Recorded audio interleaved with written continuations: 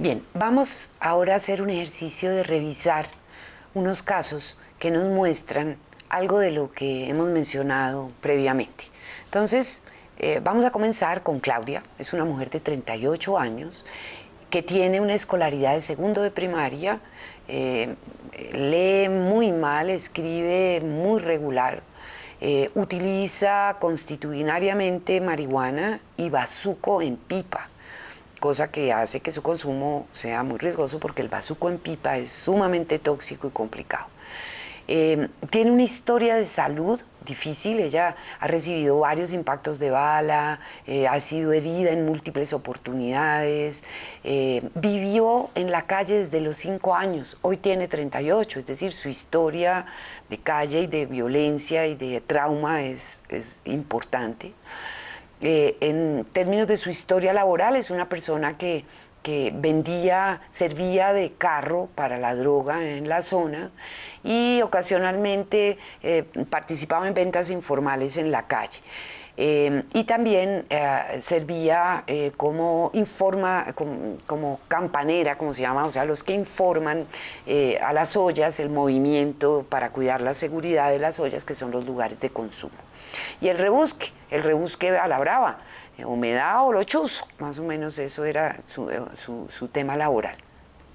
Entonces vivió en la calle desde los 5 años porque lo que la expulsó a la calle fue un abuso continuado de su padre y su hermano, un abuso sexual, que hizo que a los 5 años ella ya no resistiera más y se saliera a la calle.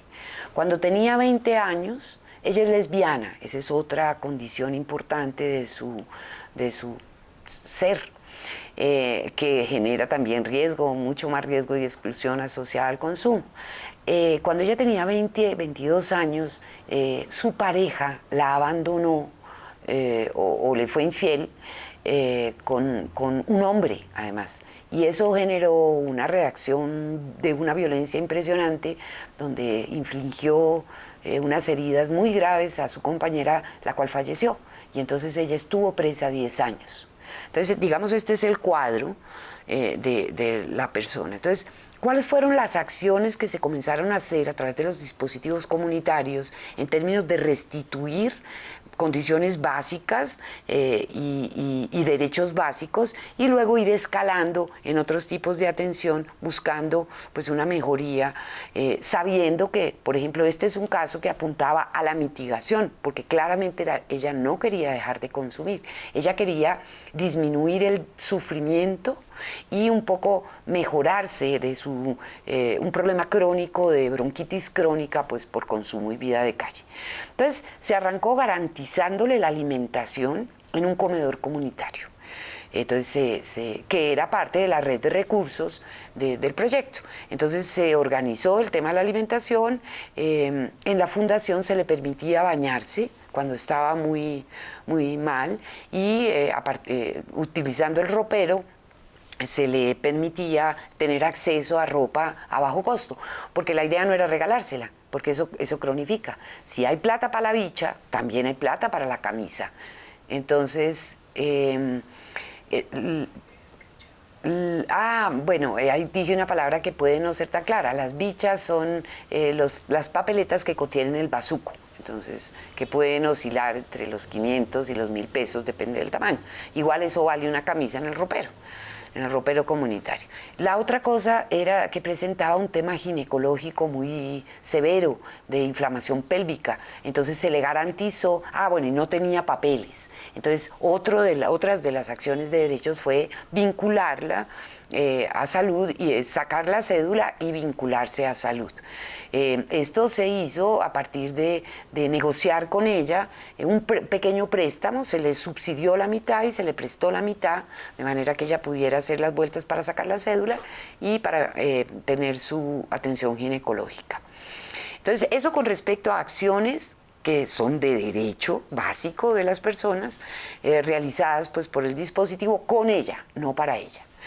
En términos de educación, entonces ella manifestó querer mejorar su lectoescritura y se vinculó al grupo de capacitación de adultos, donde evidentemente no solo mejoró su escritura y su lectura, sino que aprendió a manejar computador, lo cual le permitió escribir la historia, empezar a escribir sus historias, lo cual se convirtió en un elemento terapéutico poderosísimo, porque ella escribía, nos compartía y sobre sus escritos podíamos trabajar aspectos que ayudaron muchísimo a que ella se sintiera reconocida, aceptada y productiva, sobre todo, útil. Sus conocimientos eran útiles para otros. En la parte de apoyo psicoafectivo, ella pues durante todo este proceso, estos años, ha tenido múltiples recaídas con episodios violentos, entonces siempre se ha hecho un tema de apoyo psicoafectivo, de no juicio, de acogida, de, bueno, sí, la embarramos, pero podemos seguir adelante, que es otra de las cosas donde se violan los derechos de los consumidores. Tú no puedes, eres un desastre, volviste a recaer, tienes que empezar de cero. Entonces, parte de los derechos de los consumidores son los derechos a la recaída y a que eso no haga que todo se termine, que sean expulsados o que los vuelvan a poner en fase cero. Entonces, esa fue eso. Y en términos de inclusión laboral se comenzó todo el tema de, bueno, ¿qué hacemos para no seguir en actividades delictivas y actividades de riesgo?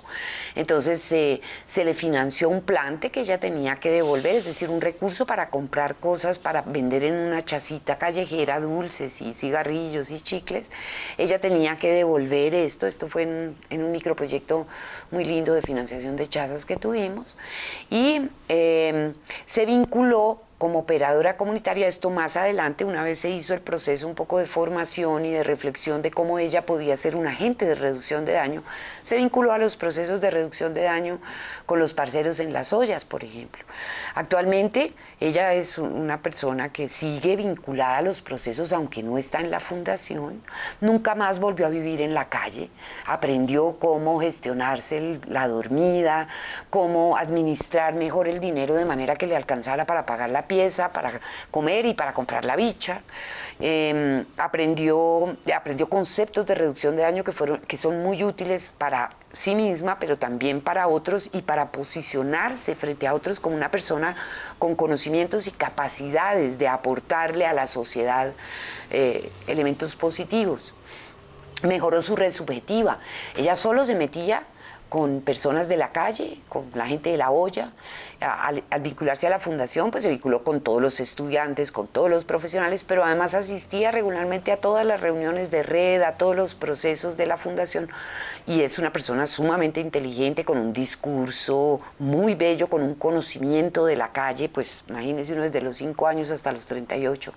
Entonces se volvió una persona muy importante, muy querida por la gente de la fundación y por los estudiantes, y pues volvemos al tema de el derecho a ser y a ser reconocido y a ser incluido como una ganancia inmensa que apoya procesos de tratamiento. Más adelante, 2 años más adelante, se vinculó a un programa de marroquinería, de trabajo con cuero, y actualmente hace cositas en cuero que vende. Entonces, ella no se salió de la droga. Ella no se salió del todo de la calle, porque ya no duerme en la calle, pero trabaja en la calle y parcha en la calle todo el día. Pero logró estabilizar su consumo, aunque a veces hay recaídas, por supuesto, pero en general logró entender que recaer no es acabar, que no era terminar nada, que no era el fracaso de todo, sino parte, digamos, de su proceso de vida, y sobre todo sentirse integrada como ciudadana a procesos de restitución de derechos de una persona que no tenía ningún espacio social en las condiciones iniciales en las que llegó al proyecto. Bueno, hay otros 2 casos que yo los invito a que revisen en la siguiente loop, porque son otros contextos, otras situaciones que también pueden ser útiles para aprender sobre mitigación, atención integral y derechos de los consumidores.